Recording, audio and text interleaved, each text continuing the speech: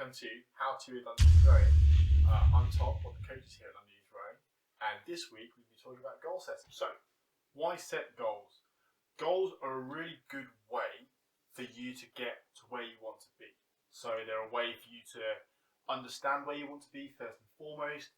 They're a way for you to understand the processes and the steps that are needed to get to where you want to be on both a daily level, like a micro level, and on a macro level, what is required from athletes or from coaches, what is required for athletes to do. We're going to explain one of the key concepts in goal setting, which is called SMARTER. Now, for different people, this means different things. I'm going to go through how I've used it and what I think it means. SMARTER is a real simple acronym for setting goals. Your S is specific. That is to say that the goal is detailed. It's nothing vague like do better or be better.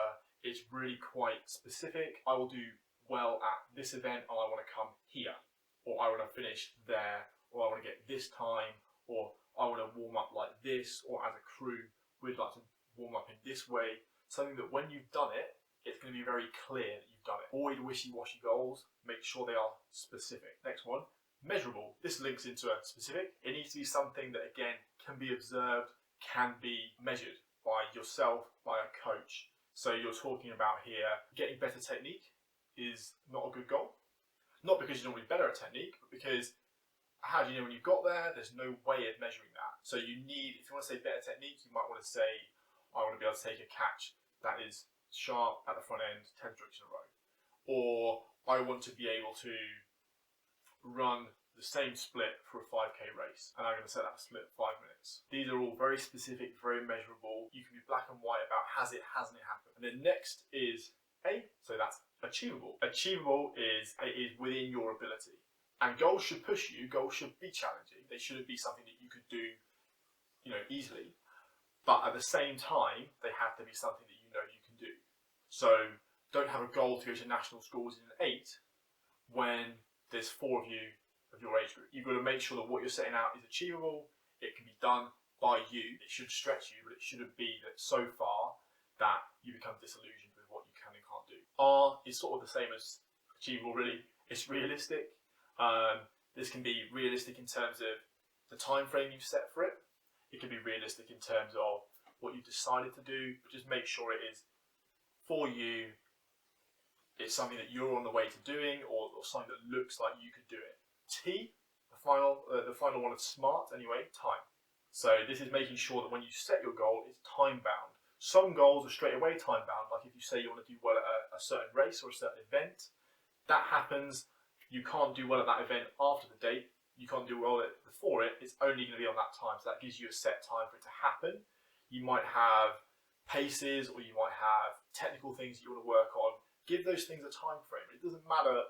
Sometimes the time frame isn't so important, just that there is one for you to work towards. So that's normal SMART. So normal you do SMART goal settings.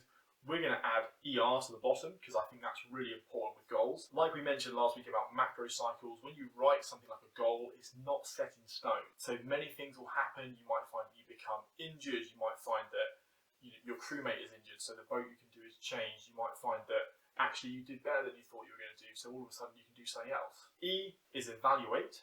So this is to make sure that at a set point in time after you've set that goal, before you get to it, before you get to actually doing the thing, you're putting aside some time just to think about it and go back through SMART and make sure it's all going. So if you evaluate, you get the chance to just make sure you're on track for that goal.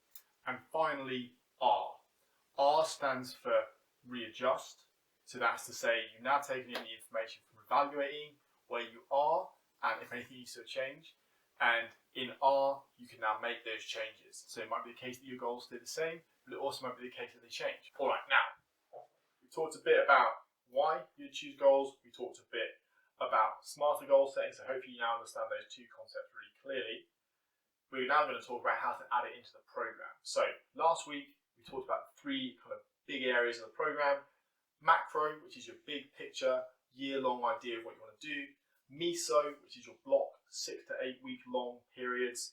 And then micro, which is your 7 to 14 day periods, generally speaking 7. And each of these phases can have goals attached to them, and that's going to help shape it. So On a macro level, we talked last week about selecting events to put in this kind of space. You want to have your events and your camps in the macro level, maybe any testing that you're going to do with athletes in the macro level. From there, you can start to pull goals out of the program. So you'll have a key event each year, maybe 2 or 3 key events that you're really looking to do well at. And from there, you can extract and you can say, at my key event, I know I want to be top 10. So in the events leading up to that event, I have to, at the very least, be in the top 15. So you've got to make sure that from the macro pitch, you can then start to draw the goals down. With these big goals you set, you can then draw goals down into each phase of the program.